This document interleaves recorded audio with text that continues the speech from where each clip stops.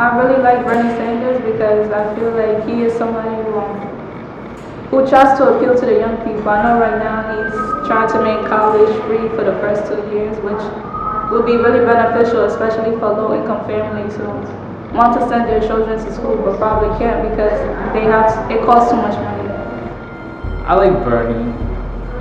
I like Bernie and what he's doing, what he's leaning towards, especially how he's more involved with the African American community. He wants to shape that. Like he's more into like reshaping our nation instead of like focusing on broader national kind of like circumstances. Like unlike Hillary, like Bernie is more focused in our country, in our nation. Like he's more going towards that, especially to the black community. He wants to help them out, and I've heard that he's even participated during the civil rights movement, like reshaping our nation and focusing on our country instead of like focusing on everything else but us. Like first, in order to fix the world, we need to fix ourselves.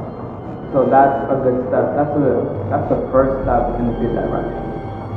But I don't know like what are some cons that he has. So I can't say much about that. I don't. I found it interesting. He's like that one candidate that we don't see very often. Like we see him every decade or more so in the elections, and he's one of the few who are actually more successful compared to those of past years. I find his plans very ambitious, very idealistic. Like free college is an interesting thing. I do have my doubts, like most people, because of like things like taxes and such. It might cost a lot. It might raise taxes a lot that we have to pay for. But I respect what he's doing. Just like Hillary, I kind of feel like he's focusing too much on like attracting young folk, which is not a bad plan if you want to like get more young people to vote. But he shouldn't really forget.